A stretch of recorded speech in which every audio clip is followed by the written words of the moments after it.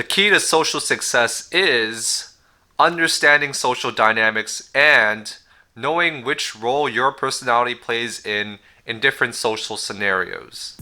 For some of us, this comes naturally, and we can go into social scenarios no problem. Maybe your parents loved you more, and they let you go outside and hang out with your friends. But what if you ain't so lucky?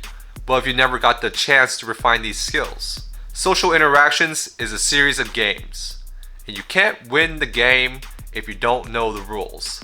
So let's dive into the rules. Let's talk about social dynamics.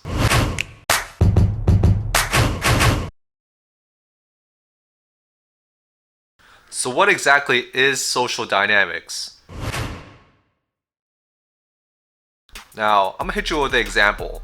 Let's say you're at someone's place with 6 other people and you're hanging around the living room, sitting around in a circle. Some people are drinking, some people are smoking, it's a chill vibe, and you only know one other person.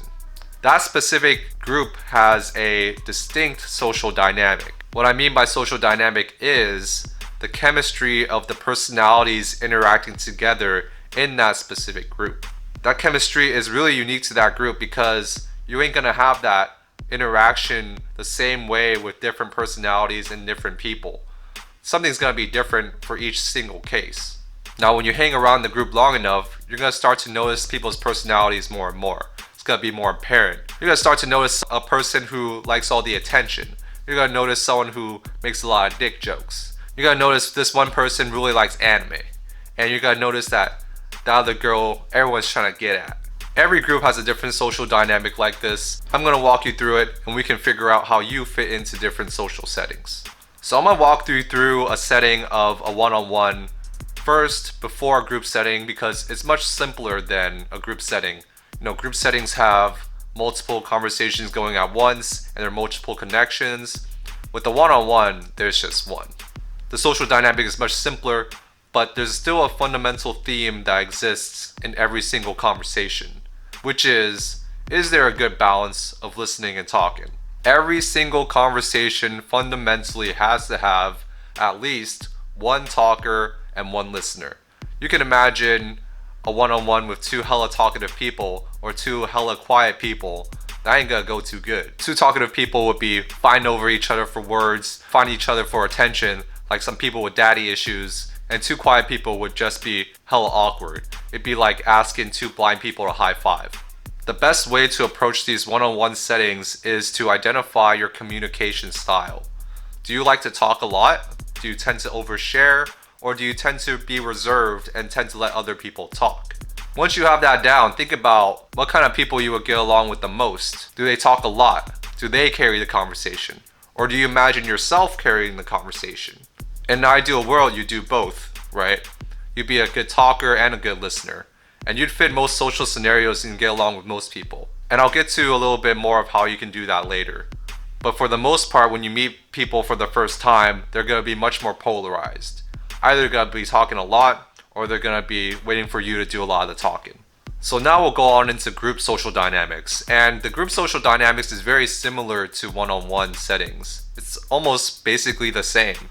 You gotta have at least one talker and at least one listener. And just like one-on-ones, there's a lot of tension when everyone's a talker or everyone's a listener. You gotta have a good balance of both. Now, the one thing to look out for these group settings is dynamics where there's too many talkers in the group.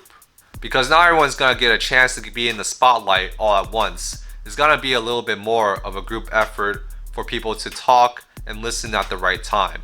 When there's more than one talker at a time and they don't know how to be on their best behavior, you're gonna get a lot of tension and you're gonna get a lot of fighting, almost like they're deprived of like attention or something like that. It's kind of weird, right? No, I'm just playing. We all know how to act like adults, right? Right? But if you have at least one talker in the group, the social dynamic will be at least tolerable. At least. That's it for social dynamics. It's pretty straightforward. At least one talker, at least one listener. That's it. That's the magic formula. If you think about it a little bit, it seems like social dynamics and social interactions favor those who like to talk. And it's true. There's more risk for you when you're talking because there's risk for that tension that you'll collide with someone else talking.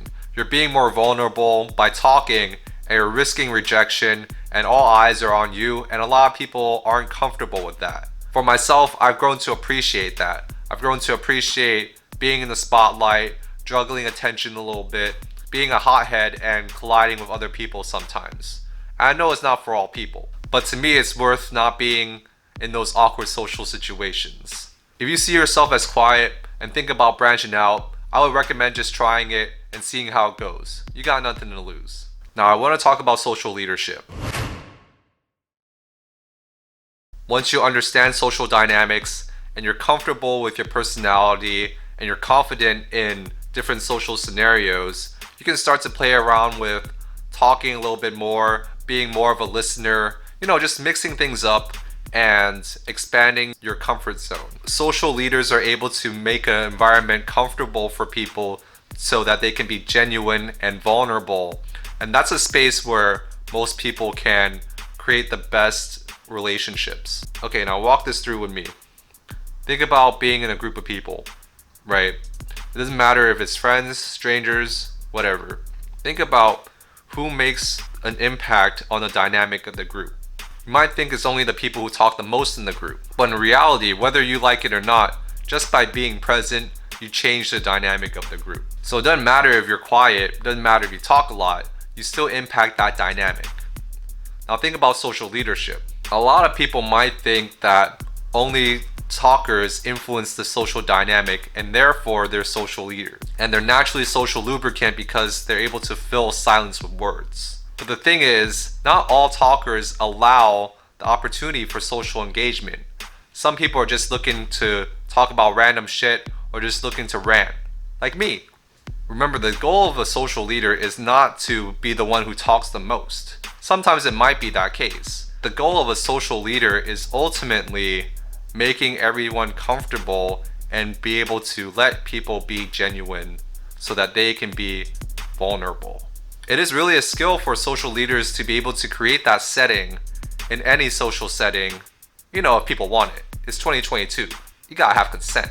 The level of comfort you may get from people really depends on the context in which you're in. You ain't gonna get that close to people at work if they don't want it. They just want that 9 to 5 and feed their kids. They're not looking to talk about their sex life with you.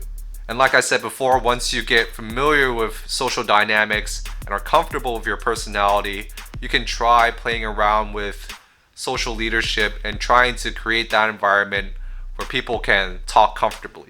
All in all, social leadership can be summarized in 2 key themes.